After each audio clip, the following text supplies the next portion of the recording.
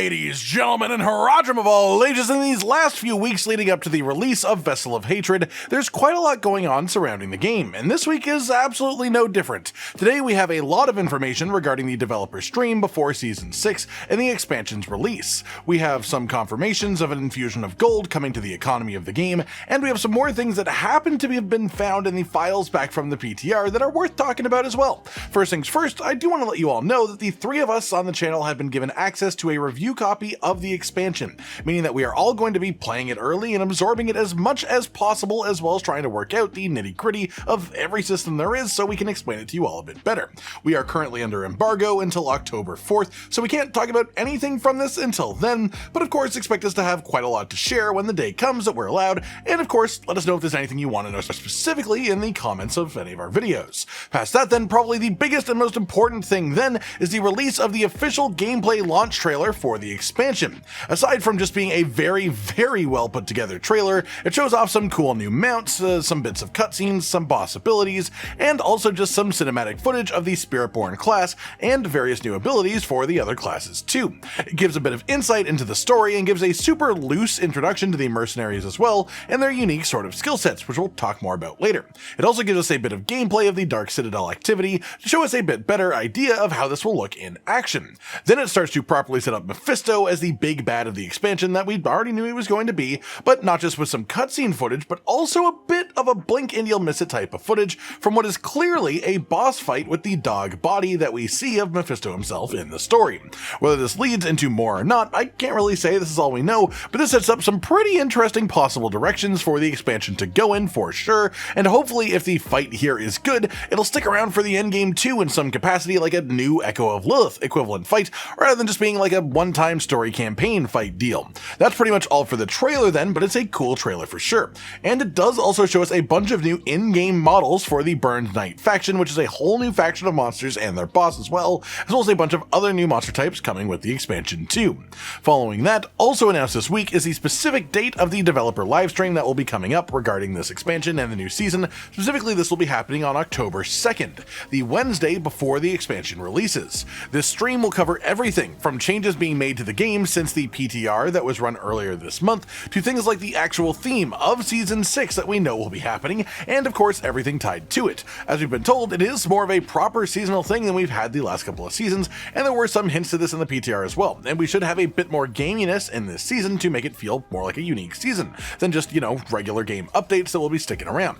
But of course, all of that also comes alongside the addition of the entire Vessel of Hatred expansion, and so they've said they'll be showing a bit more Spiritborn off. They've said they'll talk a bit more about new activities like the Cuirassed Undercity and the Dark Citadel.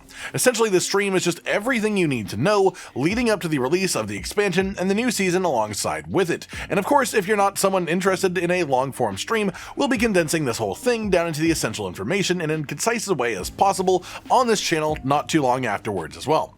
Then we have a number of tweets generally related to this too. The first one asking if there are going to be more large balancing changes hitting the classes since the PTR, and the response to this is quite a few changes. For more specifics, of course, you may be wondering about patch notes, if there's going to be some, and the full patch notes will be released after the stream happens on the 2nd of October. The third tweet of note is in relation to Stygian stones. These are consumable summoning items that will no longer have any function after the upcoming changes, as ladder boss difficulty will be decided by the difficulty tier that you summon them on naturally, rather than there being different summonable states. Any Stygian stones that you already have will disappear from your inventory and instead be replaced with a lump sum of gold to make up for it and pay you for it, basically.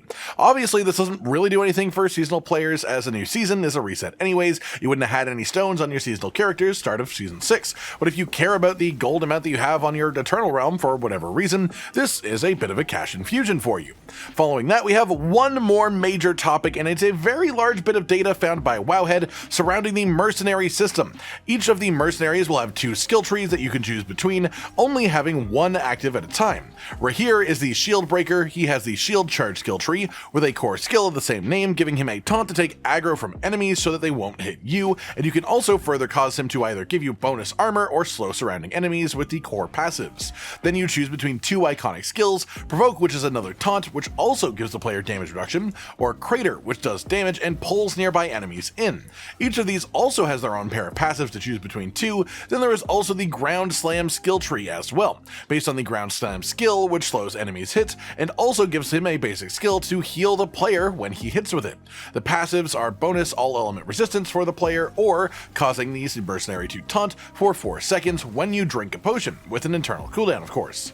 The iconic skills to choose from in this tree are Bastion, which makes him absorb incoming damage from players nearby for 5 seconds, and grant allies unstoppable for a short duration after triggering it too, or Shield Throw, which is exactly what you'd hope it is, a ranged hit with the shield that taunts enemies that are hit by it, and also bounces to up to 3 different enemies per throw as well.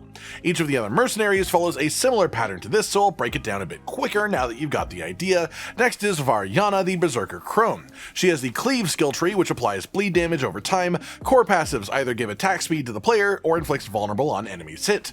Bloodthirst, iconic, makes her stronger, but also gives you attack speed when it's active.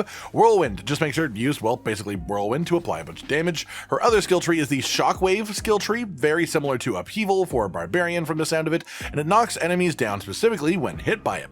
The core passives make her have a general knockdown chance on all attacks, or gives her a sort of counter for if the player gets crowd controlled nearby, launching herself at the enemy that inflicted it and doing large damage and area knockdown. The iconic skills here are Earthbreaker, which creates a puddle of damage on the floor that ticks over time, or Ancient Harpoons, which pulls enemies in from a distance and stuns them like iron chains. Then third up is Aldkin, the Cursed Child. The Haunt skill tree is focused around shadow damage. The core skill does shadow damage over time, and if an enemy dies with this effect on them, it will pass it to another enemy.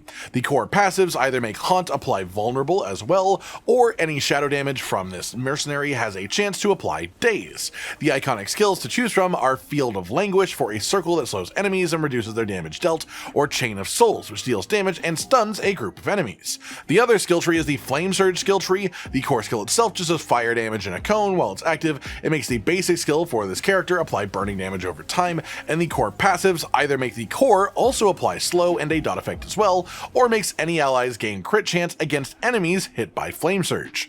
The iconic skills in this tree are Storm of Fire, which is a big circle of hefty fire damage that does lasting damage over time where it hits as well, and also has a chance to stun enemies that are hit by it, or Wave of Flame, which fires a wall of flames forward, knocking back enemies and destroying small projectiles, which is a neat bonus for it too. Then finally we have Subo, the Drunken Archer, with the Wire Trap skill tree, which puts down a trap that explodes and stuns enemies that are hit, and gives him a basic skill with stun chance too.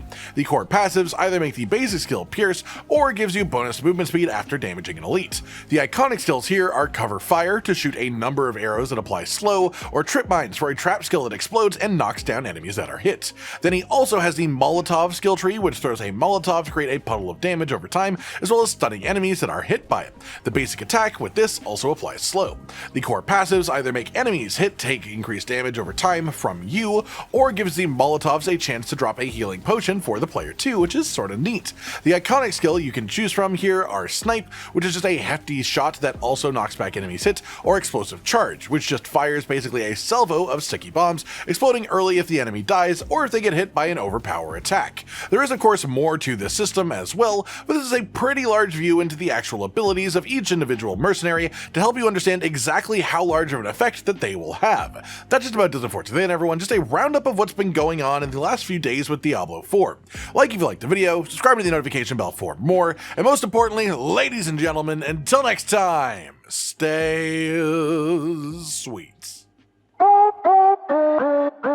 Josh, Cotton, and Hollow with the videos, dropping the humor like a hammer on your tippy toes, bringing entertainment on a daily arrangement to take our insanity and turn it into entertainment. Yes, I said entertainment twice, to reiterate that it is nice to look into your faces on a mostly daily basis when you let us in your homes to make the whole world a stage. Goodbye.